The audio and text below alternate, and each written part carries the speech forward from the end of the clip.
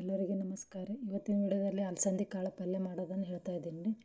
ಈ ಕಾಳು ರೀ ಒಂದು ರಾತ್ರಿ ನೆನೆ ಇಟ್ಕೊಂಡ್ರಿ, ನೆಂದವ್ರಿ ನೀರು ಕಾಯ್ಸಕ್ಕೆ ಇಟ್ಟಿನಿ ರೀ. ಇದು ಈಗ ಹಾಕ್ತೀನಿ ರೀ. ಇವು ನೆನೆ ಇಟ್ಟು ಕಾಳುಗಳು ಅದಕ್ಕೆ ಹಾಕ್ತೀನಿ ರೀ. ಕುದಿಸ್ಕೋಬೇಕು ರೀ, ಒಂದು ಹಬೆನೇ ಕುದಿಸ್ಕೋಬೇಕು, ಜಾಸ್ತಿ ಕುದಿಸ್ಕೋಬಾರ್ದು ರೀ. ಒಂದು ಹಬೆ ಕುದಿಸ್ಕೊಂಡೆ ಅಂದ್ರೆ ಚೆಂದ ಬರ್ತಾವೆ ರೀ. ಈ ಥರ ಮುಟ್ಟು ನೋಡಿ ತೆಗೆದು ನೋಡ್ಬೇಕು ರೀ. ಈ ಥರ ಬೆಂದಿರ್ಬೇಕು ರೀ ಕಾಳುಗಳು. ಈ ಥರ ಪ್ರೆಸ್ ಮಾಡಿದ್ರೆ ಈ ಥರ ಹಿಟ್ಟಿಟ್ಟು ಆಗ್ಬೇಕು ರೀ. ಈ ಥರ ಸ್ವಲ್ಪ ಆರಾಕಿಡ್ಬೇಕು ರೀ. ಇದು ಆರಾಕಿಟ್ಟು ಆಮೇಲೆ ಒಗ್ಗರಣೆ ಹಾಕೊಂಡು ನಾವೀಗ ಒಂದು ಪಾತ್ರೆಗೆ ಎಣ್ಣೆ ಹಾಕೊಂಡೀನಿ ರೀ.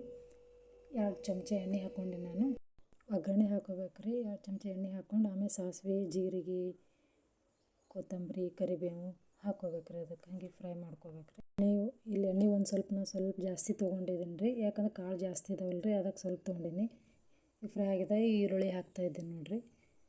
ಹಾಕ್ಕೊಂಡ್ಕೆ ಅಷ್ಟು ಚೆನ್ನಾಗಿ ಕಲಿಸ್ಕೋಬೇಕು ರೀ. ಚೆಂದ ಈ ಥರ ಉಳ್ಳಾಗಡ್ಡಿ ಈ ಥರ ಕಲಿಸ್ಕೊಂಡ್ಕೆ ಚೆನ್ನಾಗಿ ಬೇಯಬೇಕು ರೀ. ಉಳ್ಳಾಗಡ್ಡಿ ಹಸಿ ಬಿಸಿ ಆದ್ರೆ ಚೆಂದ ಆಯ್ತಲ್ಲ ರೀ.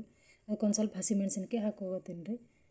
ಮಿಶ್ರಣ ಮಾಡಿಟ್ಟಿನಿ ರೀ, ಅದು ಹಾಕೋಲತ್ತೀನಿ ಅಷ್ಟು. ಅದ್ರಾಗೆ ಒಂದು ಸ್ವಲ್ಪ ಉಪ್ಪು ಹಾಕೀನಿ ರೀ ಮೆಣ್ಸಿನ್ಕಾಯಿನಲ್ಲಿ. ಈ ಥರ ಇದು ಮಾಡ್ಕೊಂಡು ಕೇಸಿ ಆಮೇಲೆ ಕಾಳು ಹಾಕೋಬೇಕು ರೀ. ಅರಿಶಿಣ ಹಾಕ್ಕೊಂಡಿನಿ ರೀ. ಇದ್ರೊಳಗೆ ಕಾಳು ಹಾಕ್ಕೊಂಡು ಅಷ್ಟು ತಿರುಗಿಸ್ಕೋಬೇಕು ರೀ. ಈ ಥರ ಕಲಿಸ್ಕೇಸಿ ಒಂದು ಹಬೆ ಮುಚ್ಬೇಕು ರೀ. ಕಾಯ್ಬೇಕು ರೀ ಒಂದು ಸ್ವಲ್ಪ.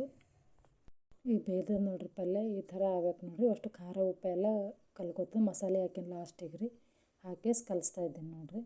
ಈ ಥರ ಕಲಿಸ್ಕೇಸಿ ಇದು ಮಾಡಿ ಸರ್ವ್ ಮಾಡಿ ತಿನ್ಬೇಕು ನೋಡಿರಿ. ಭಾರಿ ಟೇಸ್ಟ್ ಆಗ್ತದೆ. ಬಿಸಿ ರೊಟ್ಟಿ ಜೊತೆ ಚೆಂದ ಆಗ್ತದೆ ರೀ. ನೋಡಿರಿ, ಲೈಕ್ ಮಾಡಿ, ಶೇರ್ ಮಾಡಿ, ಕಮೆಂಟ್ ಮಾಡಿ. ನೋಡಿದ್ದಕ್ಕೆ ತುಂಬ ಧನ್ಯವಾದಗಳು. ಈ ಥರ ನನ್ನನ್ನು ಸಪೋರ್ಟ್ ಮಾಡಿ.